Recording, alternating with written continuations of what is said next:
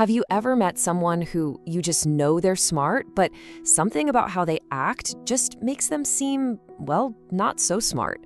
It turns out how intelligent you appear has way less to do with your actual IQ and a whole lot more to do with your behavior. So let's dive into 5 common habits that might be sabotaging how smart people think you are. And that really gets to the heart of it, doesn't it? Is it about the facts you've memorized, or is it about how you carry yourself in a conversation? What we're going to see is that in our day-to-day lives, our actions, our behaviors, they speak so much louder than any test score. You see, this all boils down to a fascinating psychological idea called social perception.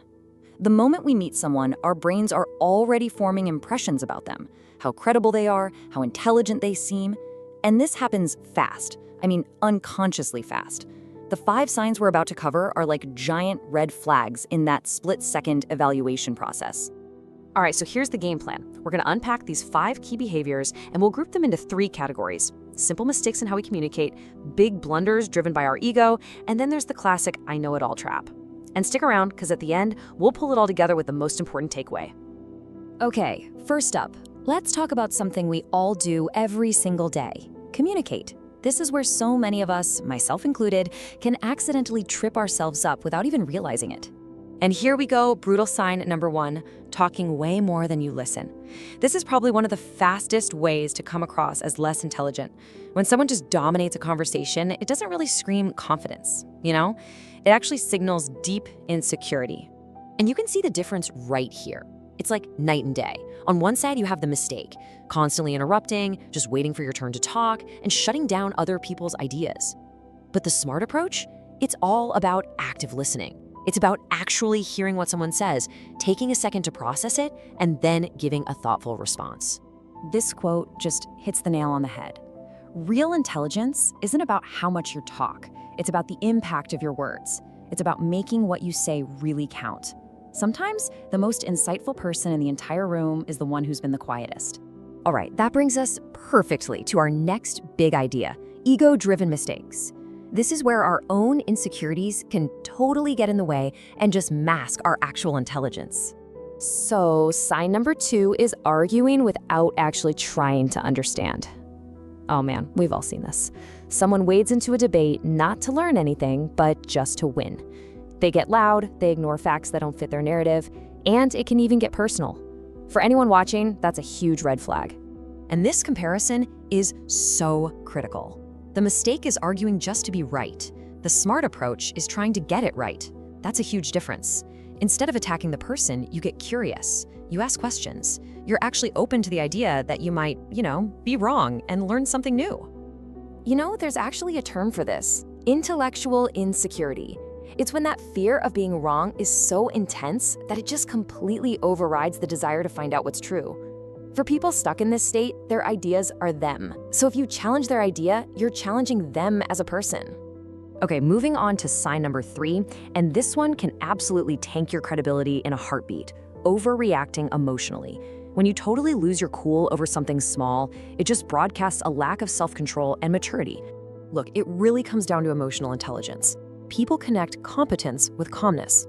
When you can stay cool under pressure, people see you as reliable and in control. A huge, dramatic, impulsive reaction, on the other hand, it can make you look completely foolish, even if you happen to be technically right about the issue.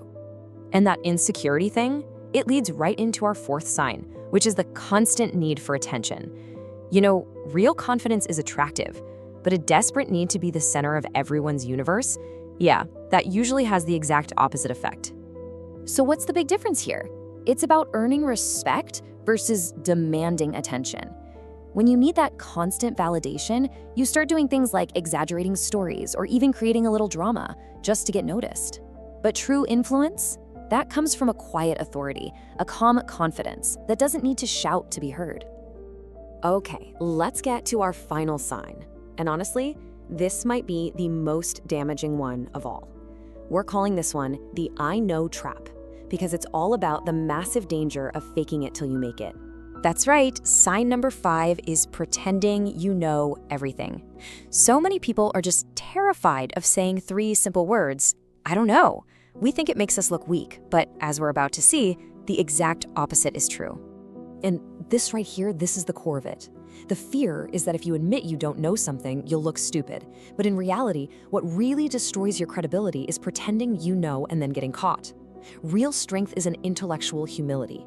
It's having the confidence to say, you know what, I'm not sure about that, but I'd love to learn more. That shows honesty and genuine curiosity. So we've gone through these 5 pretty brutal signs. What's the big takeaway? How do we actually avoid these traps and show the world how smart we really are? When you boil it all down, it's actually pretty simple. It comes down to these key behaviors. Really listen to people. Stay calm, even when things get heated. Always stay curious. Be honest when you don't have the answer. And above all, focus on humility and just being aware of how you're coming across. And that's the real takeaway here, isn't it? True intelligence is not a performance. It's not about being the loudest person in the room or winning every single argument. As this quote says, it's reflected in much quieter things: humility, self-awareness, and just having that deep desire to never stop learning. So I'm gonna leave you with this final thought. You don't have to go out and change your entire personality tomorrow, but based on everything we've talked about, what's just one small, simple change you can try to make in your very next conversation? Think about it.